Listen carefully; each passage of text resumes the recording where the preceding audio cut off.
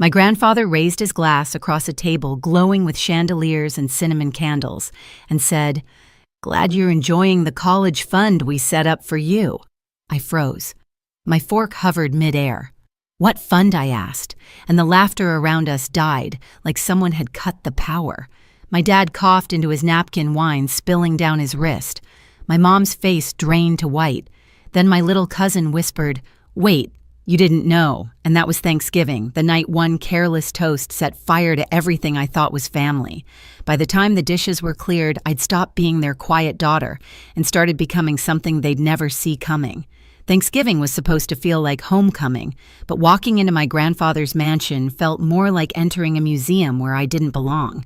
The driveway glowed under gold lights, and through the tall windows I could already see the family gathered around the grand table. Everyone looked polished silk cufflinks and smiles rehearsed for photos. I smoothed down the wrinkles in my thrifted dress and told myself to breathe. For once, I just wanted to survive the night without feeling like an outsider in my own bloodline. Inside, warmth and cinnamon wrapped the air. Grandma Margaret hurried from the kitchen with a tray of sweet rolls, still calling me darling, like she had when I was 10. Her voice was the only thing that still sounded real in that house. Grandpa Daniel sat at the head of the table, silver hair sharp under the chandelier, a man whose confidence could fill the room even in silence. When he saw me, his eyes softened. "There's my Hazel," he said, and for a heartbeat the knot in my chest loosened. My parents arrived moments later, loud and polished, laughing too hard at Uncle Richard's jokes. My father clapped me on the shoulder as if we were strangers who shared a surname.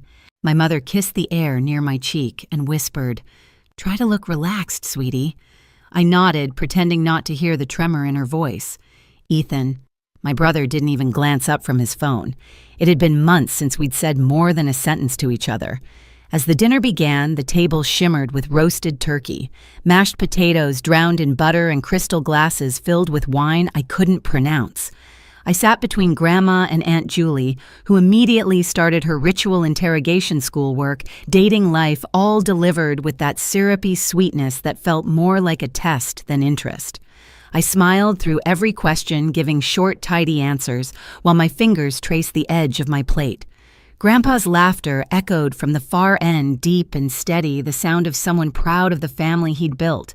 For a moment, I almost believed in that illusion. I wanted to.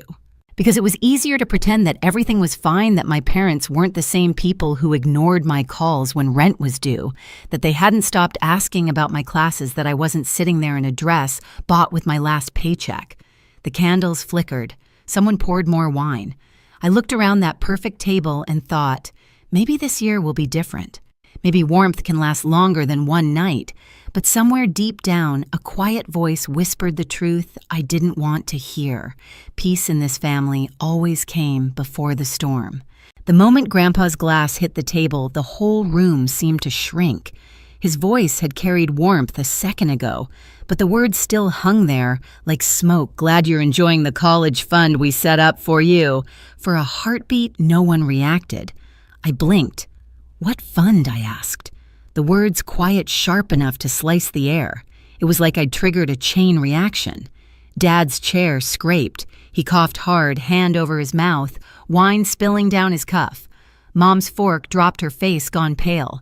Even the chandelier light seemed colder. Mason, my 8-year-old cousin, looked up from his mashed potatoes, eyes big and honest. "Wait, you didn't know," he whispered. The table went silent except for the faint hum of the heat vents. Grandpa frowned. "The fund," he repeated slowly, as if explaining something simple to a child.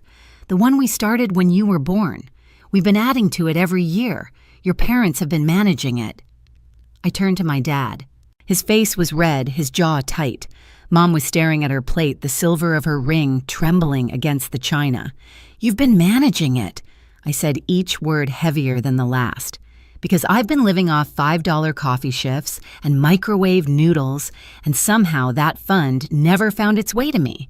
Mom's voice came out thin. "Hazel, please. We used it for emergencies, for the house, for Ethan's braces. You were doing fine." "Fine," I laughed, the sound brittle.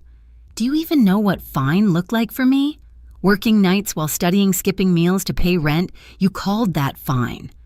Grandpa's expression hardened, all the pride in his posture draining away. That money wasn't yours to use, he said, eyes on my parents. We made it clear it was for Hazel, for her future.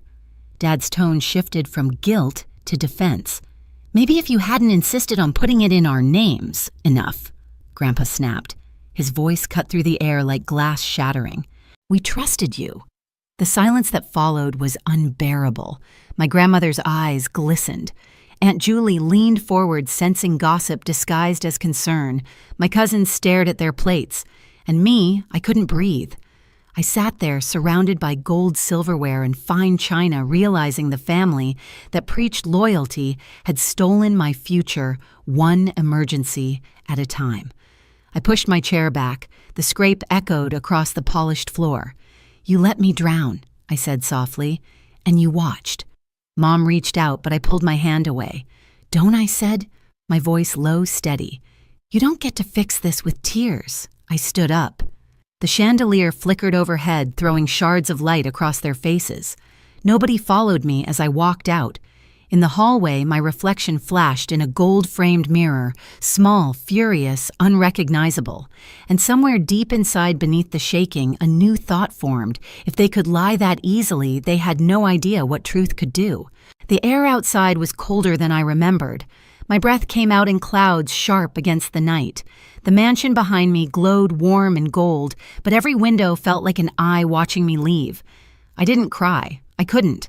I drove home in silence, gripping the wheel so hard my knuckles ached. By the time I reached my apartment, my dress still smelled like their flowers, roses, and smoke.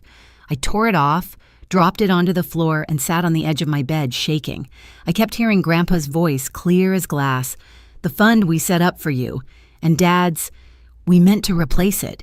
Every word replayed like a lie I'd been trained to accept. Around me, everything looked smaller than it had that morning.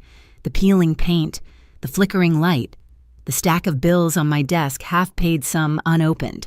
The numbers blurred as I stared at them, rent, tuition, groceries, interest. Every sacrifice I'd made, every hour I'd spent believing struggle was noble, it had all been unnecessary. They'd let me live like this while they built their comfort on money meant for me. I pulled out my laptop and searched the bank Grandpa had mentioned in passing, one I'd never used. After an hour of dead ends and shaky phone calls, I finally got someone to talk to me. Do you have an account under my name, Hazel Anderson? The hold music played for too long. Then a voice returned, careful and hesitant.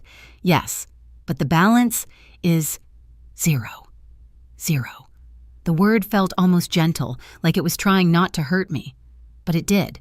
The representative hesitated. Withdrawals were made regularly, signed by John and Linda Anderson. I thanked her, hung up, and sat in the dark. No music, no crying, just silence pressing against the walls. The next morning, I walked into the campus legal aid office, clutching a folder of every piece of paper I could find. Loan statements, pay stubs, scholarship letters. The woman behind the desk listened quietly, flipping through the pages. When she finally looked up, her eyes were steady. Hazel, if that fund was set up for your education and they used it for themselves, that's misappropriation. The word hung heavy between us, ugly legal final. Is that a crime, I asked? It can be, she said gently. If you want to pursue it, start collecting proof. That night, I did exactly that. I built a stack of evidence taller than my textbooks, bills, records, every trace of the life I'd survived without their help. I laid them out across my floor, piece by piece, until the carpet disappeared under paper. Every document was a scar I could finally see. When I was done, I stood there in the stillness, surrounded by the life they'd stolen, and realized I wasn't powerless anymore. They'd taught me silence was strength, but now I knew the truth. Strength was speaking first and letting the truth finish the rest. Christmas came fast that year, wrapped in fake cheer and lights that didn't warm a thing. The same house that had glittered at Thanksgiving now looked colder, like even the gold in the chandeliers couldn't hide the cracks. I almost didn't go, but Grandpa had called me himself. You should be here, Hazel, he'd said. You deserve to be. So I went, not as the quiet daughter anymore, but as the woman who knew the truth. The front door opened to the same smell of cinnamon and money. My parents were already there, dressed to match the room, perfectly pressed, perfectly false. Mom's voice rose when she saw me. "Hazel, you came," she said, like I'd done something generous. Dad gave a stiff nod, his jaw tight. He hadn't looked me in the eye since Thanksgiving. Ethan mumbled a half-hearted hey from the couch. I hung my coat and glanced toward the dining room. The table was set again, same china, same silverware, same seats. Only this time the warmth was gone. Grandma stood by the kitchen doorway, hands fidgeting with her apron. Grandpa sat at the head of the table, unreadable. Dinner started the way all Anderson dinners did, small talk with edges. Weather, work prices, and Aunt Julie dropped passive-aggressive comments like, "Ornaments, Hazel, still in that little apartment, dear," and Uncle Richard pretended not to hear. I let them talk. I waited. Halfway through the meal, Dad stood and tapped his glass with a spoon. I just want to say he began rehearsed smile on his face that family means everything. We've been through a lot this year, but what matters is sticking together. I felt the spark of bitter laughter rise in my throat, but I didn't let it out. Instead, I reached down, lifted the folder from beside my chair, and placed it gently on the table. The sound of it hitting the wood cut through the chatter. Since Thanksgiving, I said, voice steady, I've been asking one question. What fund? The room froze.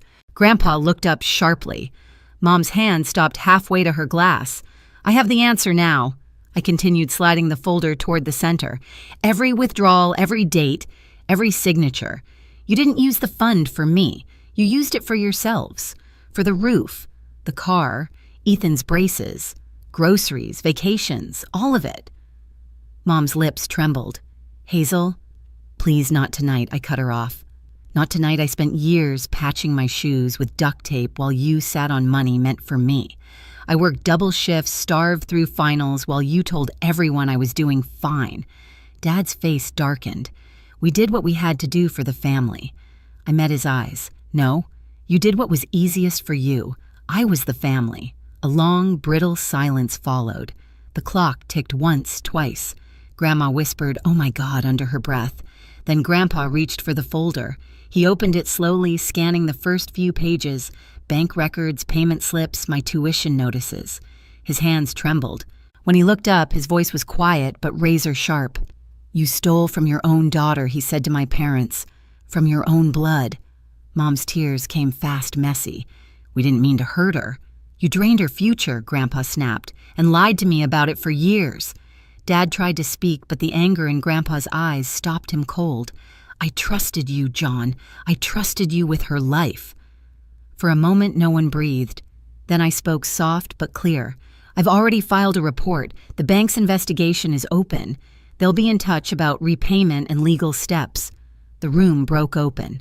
Dad slammed his hand on the table. "You're suing your own parents." "No," I said. "I'm holding thieves accountable." "There's a difference." Mom sobbed harder. "Hazel, you can't do this to us." I looked at her and felt nothing but distance. "You did this to yourselves. You just didn't expect me to notice." Aunt Julie leaned forward, whispering, "Oh, dear Lord," like she was watching a movie she couldn't turn off. Ethan sat frozen guilt flickering across his face. Grandpa stood up slowly, his chair scraping the floor. He walked around the table and stopped beside me. For a second, I thought he might be angry that I'd made a scene. Instead, he put a hand on my shoulder. "You don't have to face this alone," he said quietly. I nodded once, throat tight. "I know." Dad's eyes darted between us, disbelief creeping in. "You're taking her side," he asked Grandpa. "There's only one side here," Grandpa said. "The truth." No one spoke after that. The only sound was the slow ticking of the clock and the faint hiss of the fireplace. I gathered the folder, slid it back into my bag, and stood. My legs were steady this time. As I reached the doorway, Mom called out through her tears, "Please, Hazel, we can fix this." I turned back just once. You can't fix something you never intended to keep whole. Outside snow was falling, thick, quiet, relentless. The air bit at my face, but I didn't mind. Each step away from that house felt lighter. In the driveway, my car was dusted with white. I brushed it off with my sleeve, opened the door, and looked back one last time. The mansion glowed behind me, beautiful and broken. Inside, they'd be sitting in that silence, facing what they'd done. And for the first time, I didn't feel small. As I drove away, the snow caught in the headlights, swirling like ash. The house disappeared in the rearview mirror, and I whispered to no one. Everything fell apart again, but this time it wasn't me who broke. The letter from the bank arrived a week later, thick envelope official seal. I stared at it for a long time before opening it. The investigation was underway. Every withdrawal, every forged signature, every transaction was under review. If fraud was proven, the bank said my parents would be held financially responsible. I didn't smile, didn't cheer. Justice rarely feels like joy. It feels like breathing again after years underwater. A few days later, Grandpa called. He didn't ask about the case. He just said, "There's something waiting for you at the bank." When I arrived, the teller handed me a cashier's check and a note in his handwriting. "For your start, not your survival. $20,000, enough to lift the weight without erasing the memory of how it got there." I paid down my student loans that afternoon. Watching the number shrink on the screen didn't feel like victory. It felt like reclaiming time that had been stolen. I opened a new account under my name only.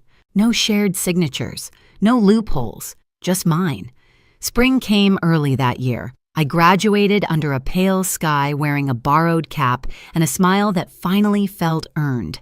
In the crowd, I saw Grandpa and Grandma clapping for me. My parents weren't there. I told myself I didn't care, and for once it was true. When I walked across that stage, I wasn't carrying their shame anymore. Only my own name and the quiet kind of peace that comes after the storm. They say family is forever, but forever doesn't mean blind loyalty. Sometimes it means knowing when to walk away. I used to think strength was staying silent, keeping the peace no matter the cost. But now I know silence only protects the ones who hurt you. Family isn't the people who share your blood. It's the ones who don't steal your future. If you've ever had to choose truth over family, tell me where you're listening from so I know I'm not alone. And hit subscribe because the next story might remind you just how strong you already are.